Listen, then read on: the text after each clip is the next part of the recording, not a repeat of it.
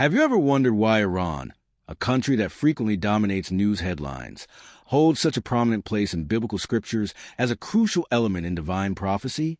Most people view Iran solely as a contemporary threat. However, what if I told you that in the past, it actually served as an instrument of liberation under God's own direction? It sounds incredible, doesn't it? But the evidence is etched in millennial-old texts with descriptions so precise they will leave you astonished. In this video, you'll explore how a seemingly unbelieving kingdom transformed into the central character of ancient prophecies. Why was the name of a Persian king revealed more than 150 years before his birth? And even more intriguingly, what connection does this fact have with the most recent global events? The reality about Iran in the Bible isn't merely a historical record. It's a deeply spiritual and prophetic narrative that could completely transform your perception of the end times. So, get ready, because what you're about to discover has probably never been explained to you with such clarity. And believe me, understanding Iran's role in the scriptures will give you a new perspective on many aspects, including your own faith. In the divine plan, absolutely nothing is left to chance. Very few realize it, but Iran, formerly known as Persia, sits at the very heart of the biblical narrative. It's not just a minor character lost among the ancient pages of the Bible, but a fundamental agent in God's grand design. For centuries, Persia was used as an instrument to fulfill promises, correct paths, and even liberate God's people at decisive moments. It's astonishing to realize how an empire considered pagan, and often an enemy of Israel, was at the same time a bridge for restoration. What if I told you that prophecy not only mentioned Persia, but positioned it as key to the salvation of the people? That's precisely what makes the biblical narrative so fascinating. It forces us to see the improbable as part of the plan. The history of Israel cannot be understood without the powerful hand of Persia opening paths, rebuilding temples, and granting freedom. We're talking about an era when empires easily destroyed each other. Even so, God used the Medo-Persian Empire as a tool of redemption. The temple in Jerusalem, for example, was only rebuilt thanks to the decree of a Persian king. Coincidence? No.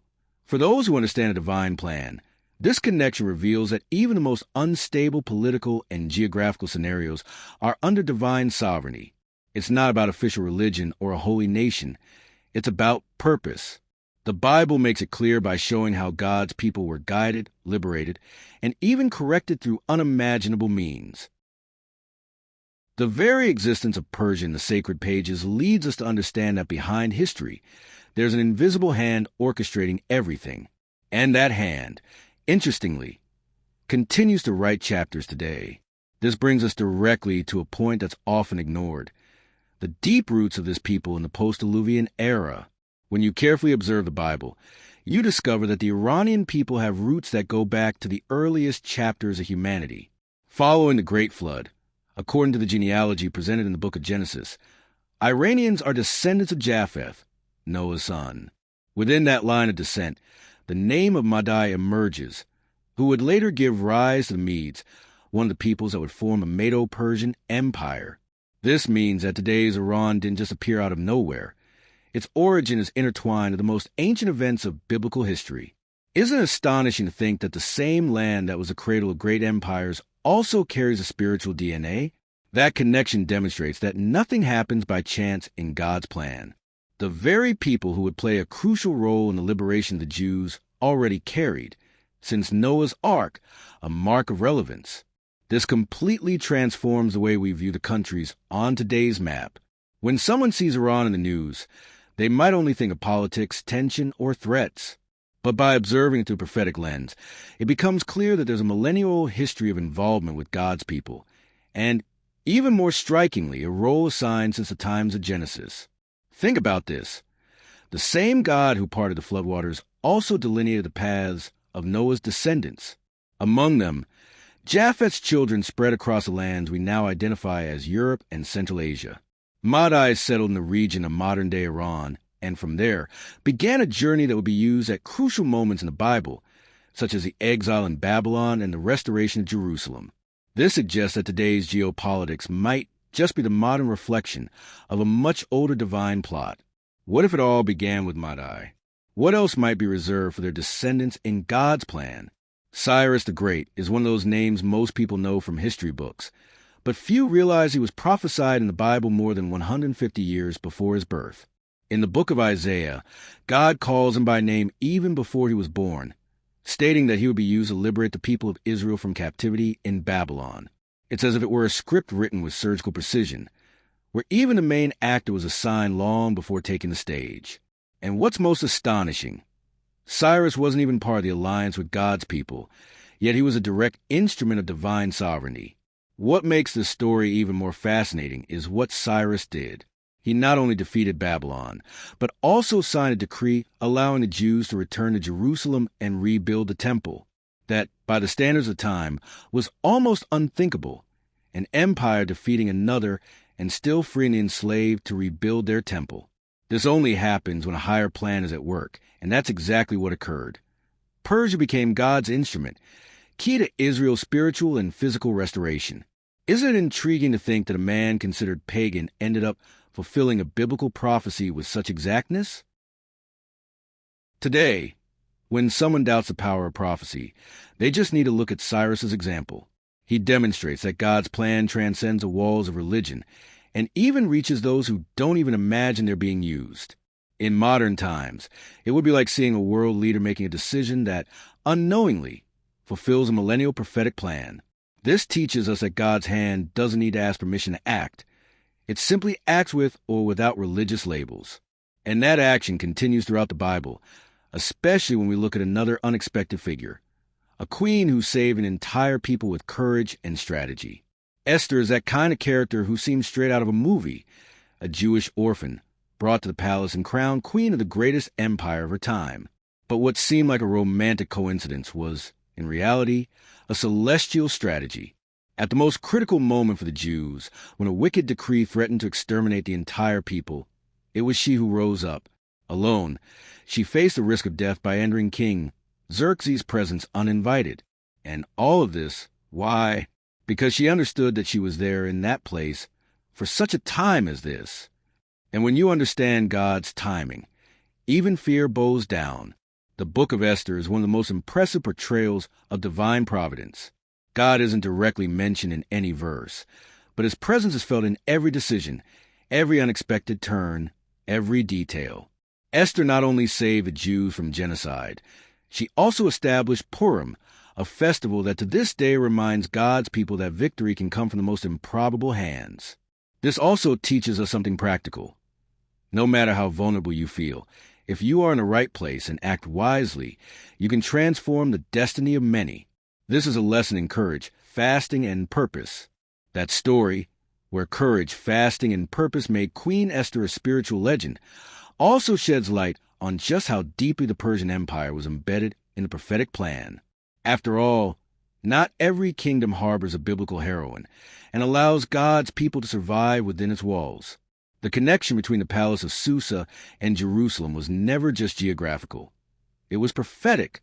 And in that same tone that quickens our hearts when speaking of Esther, another narrative begins to emerge, one that mixes symbolic beasts, rams with horns, and a prophet caught in visions, Daniel, the captive who saw the future. Daniel was more than a prophet. He was an interpreter of the invisible, a man who saw tomorrow while living under the dominion of empires. In his visions, Persia doesn't appear as an extra, but as a protagonist in decisive moments in the spiritual history of humanity. A bear rises, a symbol of brute force and expansion, representing the Medo-Persian Empire.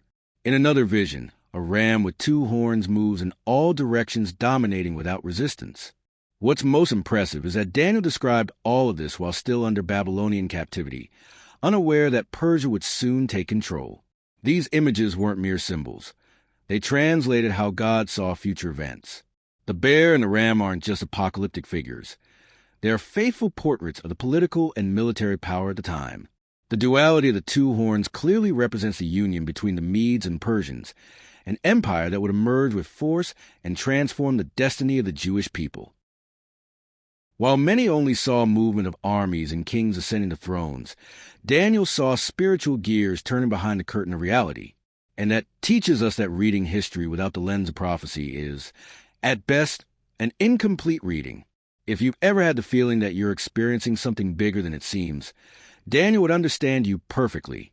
His visions show that empires rise and fall, but God's plan remains unshaken. The Medo-Persian Empire would, for a time, be the stage where God's people found relief, reconstruction, and hope.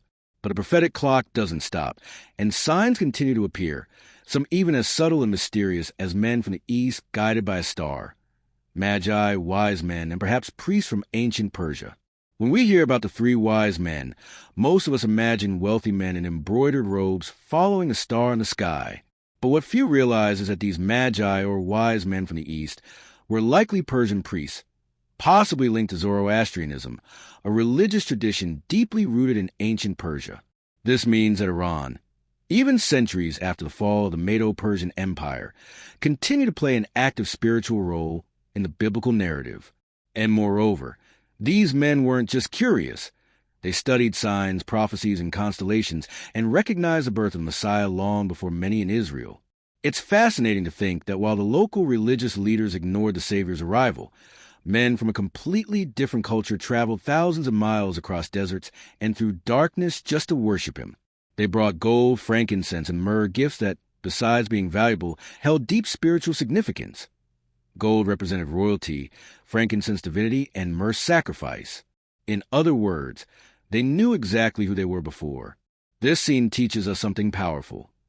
Those who seek sincerely find, and sometimes those outside official religion understand the signs from heaven better than those who live within the temple. The presence of the Magi at the manger also shows us that Persia never ceased to be connected to God's people. They were, in a way, the continuation of an invisible line that united the ancient empire with the new covenant being inaugurated with Jesus' birth. It's as if the Bible whispers that, even between the lines, prophecy remains alive and active, and that connection doesn't end there. Because the same territories that once sent gifts to Messiah are prophetically involved in the visions about the last days. In the book of Ezekiel, chapter 38, there's a prophecy that still sends chills and sparks debates among scholars today. The war of Gog and Magog. And guess who appears on Gog's list of allies? Persia. Yes, the same empire that liberated the Jews and recognized the temple in Jerusalem in the past, now reappears as part of a coalition that rises against Israel in the end times. This impressive turn shows how, in the divine plan, nations can be used for both building and confronting. Once again, present-day Iran, the direct heir of Persia, is caught in a prophetic plot that transcends any news headline. It's as if history has a cycle, and in that cycle, Persia enters the scene at decisive moments. In antiquity, it symbolized restoration. In the last days, it represents opposition. This doesn't mean the Persian people are cursed or enemies, but rather that a prophetic scenario requires certain pieces to be in position. The coalition described by Ezekiel isn't just geopolitical, it's spiritual. It's a collision between God's plan and the forces that wish to thwart it, but which, ironically, end up serving the fulfillment of the prophecy itself. How can one resist a script that is fulfilled even when it seems sabotaged? These passages remind us that modern Iran, despite being viewed by many as a threat, carries the weight and role in a nation that was once an instrument of God and may once again be a key piece on the eschatological chessboard. We're talking about a region where the ancient and the future constantly collide. The same land that saw Cyrus reign may see Ezekiel chapter 38 fulfilled. The question that remains is, what will its ultimate role be in the unfolding of these ancient prophecies? How can one resist a script that unfolds even when it seems sabotaged? These passages remind us that modern Iran, despite being seen by many as a threat, carries the weight and role in a nation that was once an instrument of God and may once again be a key piece on the eschatological chessboard. We're talking about a region where the ancient and the future collide all the time. The same land that saw Cyrus reign may see Ezekiel chapter 38 fulfilled. The question that remains is, has Iran's role already ended, or is there still more to come in the grand divine narrative? By carefully observing the biblical narrative, it's clear that Iran or Persia never ceased to be relevant in the world's spiritual landscape. Even outside of a direct alliance with Israel, this nation consistently appears at crucial moments, decisive moments, whether to liberate, challenge, or announce. It's no coincidence that, Even in Old Testament texts and in end-time visions, Iran remains active. Iran isn't on the sidelines of history. It's a cog within God's plan. And that continuous role teaches us that God can use any people in any era to fulfill a greater purpose. Think about it with me. If God used Cyrus to liberate, used Esther to preserve, and showed Daniel the actions of the Medo-Persian Empire even before they happened, could it be that today's Iran is also part of something still unfolding? Perhaps current political tensions, conflicts, and alliances aren't just a result of geopolitics. Perhaps they're aligned with the prophetic clock. That's why understanding the Bible isn't just a matter of faith, but also of historical discernment. Iran carries a spiritual legacy that spans millennia. Those who read the scriptures perceive that God doesn't only act with those who formally serve him. He moves pieces, changes kingdoms, raises kings, and even uses those who don't recognize his authority. Iran, throughout biblical history, was one of those pieces, sometimes a liberator, sometimes an opponent, but always present. This consistency reveals a truth that few perceive. The divine narrative has no secondary characters. Everyone has a role. And for those who enjoy observing details, numbers are like hidden clues in the sacred text. Clues we're now going to decipher together. In the Bible, numbers aren't just counts. They're veiled messages. And when we talk about Persia, those numbers become even more revealing. 70 years of captivity in Babylon. That was the exact time prophesied by Jeremiah before the liberation of the Jewish people. And who appears to fulfill that liberation with pinpoint accuracy? Cyrus the Great. Divine mathematics don't fail. It's not about luck or coincidence, but prophetic orchestra where every measure has its marked time. And what's most astonishing is that this prophecy was recorded decades before Cyrus was even born. Speaking of him, Cyrus was named in the scriptures approximately 150 years before he came into the world.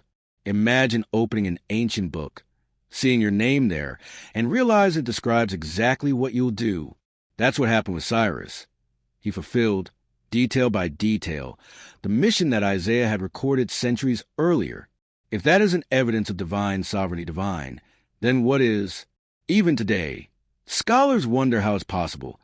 But those who understand God's plan know that when he determines something, neither time nor the world's most powerful empire can stop it.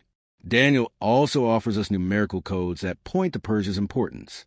The bear and the ram with two horns, both symbols of the Medo-Persian Empire, appear with very specific characteristics, reinforcing that nothing in the Bible is placed by chance. Even the persistence of Persian influence in the New Testament, with the Magi who visit Jesus, is another piece of that numerical and spiritual puzzle. And you know what that shows us?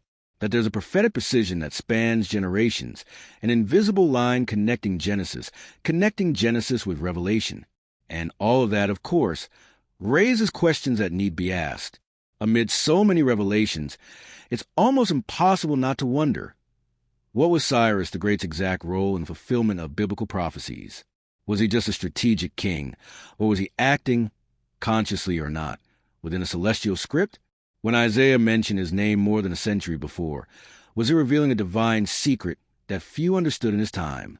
The liberation of the Jewish people, the decree for the temple's reconstruction, the restoration of worship. Everything fits together like pieces of a meticulously designed plan. And if that happened before, why wouldn't it happen again? Another question that troubles many scholars is, how is the Persian Empire represented in Daniel's visions? And what does it truly symbolize? The bear, the ram, the horns? Are they just historical metaphors? Or do they have unfulfilled prophetic implications? If Daniel was able to describe the rise of empires before they existed, what else might his visions be pointing to? Could the modern world be repeating ancient patterns without realizing it? And even more, are we precisely living through one of those transitions he predicted? And of course, we can't help but ask why the book of Esther is considered such a powerful example of divine providence through Persia. The absence of God's name, Esther's audacity, the fasting, the political counterattack, everything seems carefully orchestrated. It's as if God were saying, even when you don't see me, I'm still in control. These are profound questions that invite us to delve deeper into the intricate relationship between ancient Persia and the unfolding of divine prophecy. What are your thoughts on these connections? And perhaps that's the greatest lesson Persia leaves us, that the invisible acts in the visible, and that every detail, every number, every person is exactly where they're meant to be. If all of this still seems abstract, the upcoming introduction will show you how this truth directly impacts your life. After all you've seen, it's impossible to look at Iran the same way, right? Now tell me, how many other nations, leaders, and current events might also be fulfilling biblical prophecies without us even realizing it? Are you paying attention to the signs of the times? Or are you still living as if nothing's happening? Perhaps the big question isn't what the Bible reveals about Iran, but what God is trying to show me through this story. Are you willing to look beyond the obvious, to dive deeper into this plan that spans centuries, kingdoms, prophets, and promises? If this message impacted you, then the time has come to act. Subscribe to the channel, hit the notification bell, and share this video with someone who needs to open their eyes to what's coming. Here, you'll continue to discover hidden truths, prophetic secrets, and revelations that can transform your faith. Understanding the biblical past is the key to discerning our future